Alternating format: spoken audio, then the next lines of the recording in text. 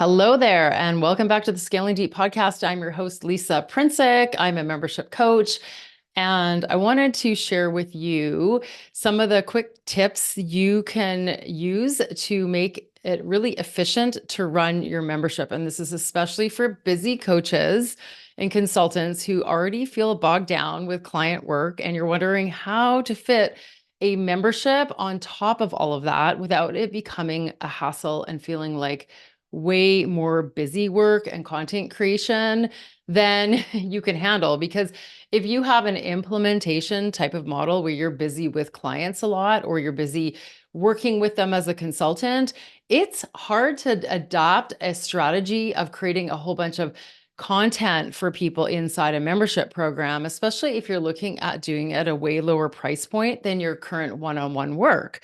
So I'm going to provide some strategies for you to do this efficiently that doesn't have to take a lot of extra time, because I know everyone thinks that having a membership is just going to have you burdened with content creation. And I have seen that, because that is some of the responses I get to questionnaires I have out there and surveys. And what I hear from people is one of their biggest pain points.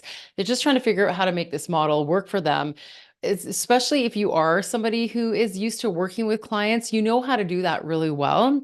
And doing a whole bunch of content creation stuff might not feel like it's in your zone of genius. So that's why I want to share with you how to do this in a way that will make this a lot easier for you. So, one of the things I like to teach people, and I did this inside my recent effortless content creation machine workshop, which you can still grab the on-demand training at scalingdeep.com/content. It was a really popular workshop. One of the things I share with them is the different types of memberships so that you can get focused on what is your zone of genius and know how to create content that's really sustainable for your members and sustainable for you to create because it's within your zone of genius. So one of the things that I like to tell people is that, you know how you get into giant groups and you'll get on like a Q&A call. It's a really low ticket membership, and you'll hear a whole bunch of other people ask questions, or you'll see them in a Facebook Live or something like that. And you're learning something from those questions, but you also don't get a chance to ask them personally. That is definitely an added benefit, though, to a membership, is being able to then just be a fly on the wall to see other people ask questions and learn from that. Well, if you have a membership idea that has more to do with serving people in a one-on-many capacity, but isn't private or group coaching, you can have group calls where you still answer people's questions personally without it being like, again, a giant chat like you would have in a Facebook Live, which is very one way. And you can still use your superpowers as a coach to find a systematic way to get those questions answered, depending on how many people you'll have show up, as a really easy source of content creation for your membership. So this is partly seeded by you and the structure of your program, and it's partly user generated. And user generated content really just means that instead of you creating a training and then recording it and then popping it into the members area, you are just showing up on a call, and their questions create the content, create the conversation, create the I have this problem, and then you can help them figure out the solution, or even just give them tips for a solution that then becomes helpful training that then you can put in your members area. So even if people are not present and it's not their question, they will get a lot of value out of just learning. Like if they were to go through, for example, all the Q&As, say over a 5-month period, and you did 2 calls per month, that's 10 calls that they can learn from and hear about different topics that can perhaps even go in more depth. So that content becomes very valuable because it's the real questions that your members may have, instead of you thinking about in advance, what do I need my members to learn about? And you might miss the mark once in a while, and they might be really into something that you overlook because you already understand it really well. It's second nature to you, and you don't realize that they're still really grappling with this. Like, content for me is one of the easiest things for me to do, In my membership, feel very comfortable creating content on the fly or creating very little content and then just using my journey, what I'm learning, and the questions to formulate a plan. But not everyone feels that way. So sometimes I second guess how simple it is. For me, doesn't mean it's not a real problem for people to get their head around if they can't visualize what it would look like or even imagine what it would feel like to be doing that inside their own program. So that will help you really make sure that you are meeting your members where they're at and generating the kind of content that they really love. Because in a membership, it's not a high ticket hand-holding program. They do not have to have a win every single day from your program. They don't need to be inundated. They don't need to be studying your stuff every day. What they really need is to get a few wins. And if you have really relevant topics, they're going to get those wins and they're going to learn from you and keep paying attention, right? So that's an easy way to keep the engagement going because they're going to find it interesting. So that can all be leveraged too with something like a private podcast. So I talked a little bit about the call recordings becoming content, but also a private podcast is just an easier way for most people to actually really pay attention because as you probably have experienced, as even joining other people's memberships, you probably don't go back and watch every single Q&A. And perhaps you do, but imagine how easy it would be to do if you were listening on a podcast feed and you could just make dinner, do your housework, go for a walk, and just be a fly on the wall to all those conversations and be able to really pull out what you need and even fast forward easily what you don't. It's way easier than sitting in a chair and staring at a screen and watching a Q&A. So that's an excellent way to leverage. And honestly, even though it might cost a little bit to have a private podcast as an extra thing, most membership platforms at this point don't have a podcast feed. It is really worth it if you really want to use those calls as a really big source of value for your program. And that's another thing I share inside my content workshop is just really talking about why getting clear on your core content is important because that's the stuff you're going to promise on your sales page. And that's the stuff you're going to feel very committed to delivering on every single month, which is why, for example, you don't want to say we do calls every week or we do calls twice a week if you don't think you're going to have the volume right away. If you put that on your sales page and you're kind of pricing it out accordingly, that'll be hard for you to pull back on. So you just want to make sure that your foundational stuff is the stuff that you've promised on your sales page and not to add too much extra stuff that you're not 100% sure really is going to make sense for your membership. So I talked a little bit about repurposing and a few other ways that you can cut down on this and make it easy is just pulling out older trainings, pulling out the types of things that you've recorded and put into your members area, the foundational stuff that you know is really valuable, that's already there and hasn't changed and doesn't need to be reinvented all the time. I have been part of giant monthly memberships where they come up with every single month a whole new set of training, video, a Q&A, and a theme and everything based on that. And I've also really questioned how many people are actually using it because it might make sense for a particular topic, an area where you might be talking about something that comes up seasonally, and there might be like quite a revolving, clear, like this is a really important thing to bring up at least once or twice a year, so I can create a slight variation on that old training and recreate it. But then at the end of the day, you're going to end up with piles and piles of similar trainings.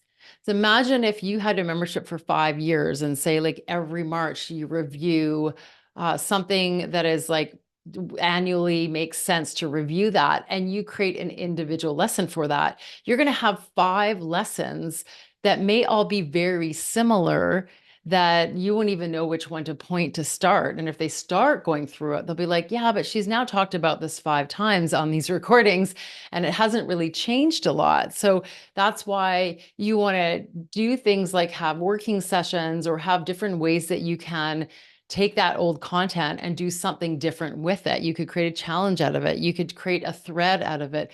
in a forum. You can create topical sessions on it, ask guest experts to come in and talk about it.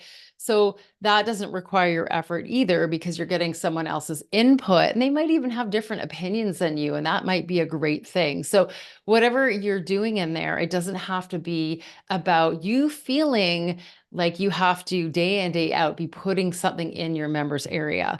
Because don't forget that your members are also generating content. Remember, I mentioned user generated content. Every time they post a question, or if you post a question and you get a bunch of answers, you're creating content in there. There is information for people to read through and understand more on the things and see what other people are asking about. That is user generated content, and people will lurk and they will read through that stuff, even if they're not commenting. So that is also very valuable to have in there, and it doesn't necessarily take a lot of your time. So again, depending on your volume of your program, how many people are in it, and how involved you want to be, sometimes that user generated content, if you have a ton of people and if it's a really buzzy group, you have a lot of them creating their own conversations, and they will stick it out because the topics are so spot on and interesting, and you didn't even have to do anything. Maybe a little moderating, but that's still a good thing, right? So yes, you can have templates and frameworks and have some predictable stuff that you've created that every single month you will deliver one thing. Maybe you've promised that every month you will come up with a new template of some sort, or a spreadsheet, or something like, I even have a private podcast that is personal that I do at least twice a month, which shares my journey and what I'm working on.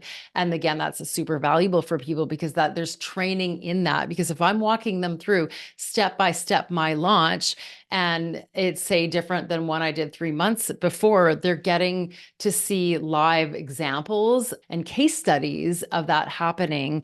And that's also valuable, because that can also take some foundational training and give it more depth and meat.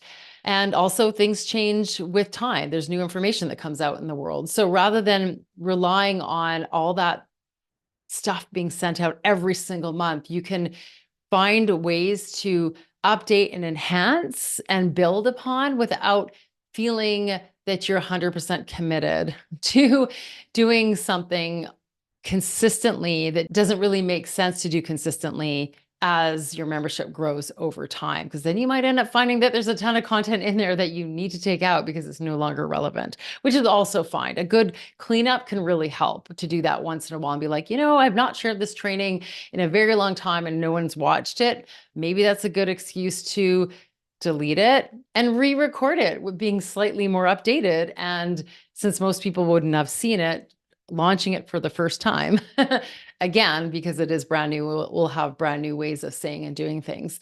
It doesn't have to be super, super difficult. You can take current events, you can take things that you're excited about, you can take questions that you're come up several times over and decide to do trainings on that.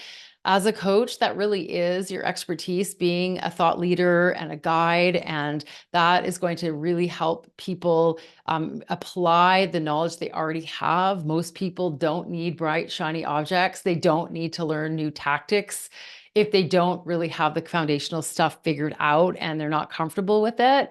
So you can find creative ways to do that that's already based on your knowledge. Because don't forget, they're not getting sick of what you are talking about and thinking about like you are. You're tired of telling people the same thing over and over again. You are tired of saying it, but you don't realize that you've got different people listening every time. And this might be the first time they've heard it, and therefore they need to hear it 3 more times in order to decide to take action on it finally. Because we've all seen ourselves talk about something over and over again, or at least a couple times. And then we'll hear about a client who goes off and buys something very similar from a competitor. And you wonder, well, didn't I tell you this already a couple times? But they needed to hear it 3 or 4, and they heard it from the competitor on the 3rd or 4th time. And that's when they decided to jump in. I've had that happen to me in the past and just thought, wow, I obviously didn't talk about this often enough for this message to really come through that I can help with this, because we already had a relationship. And I always felt at the time that my product was going to give them a more personalized experience, which is, I think, very helpful for actually taking action, right?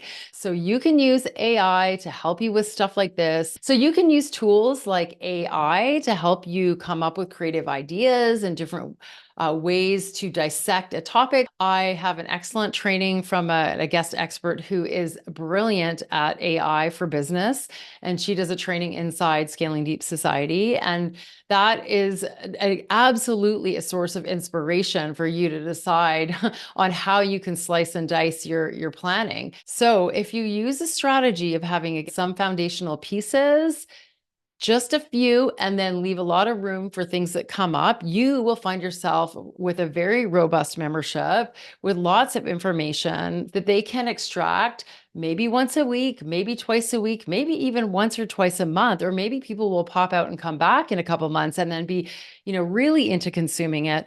You can allow that ebb and flow to happen without feeling stressed out because every single day you feel like you need to be delivering something. Now, a membership is not an excuse to over deliver. Just because it's open 24 hours, 7 doesn't mean that you have to be delivering every single minute. You have content already in there.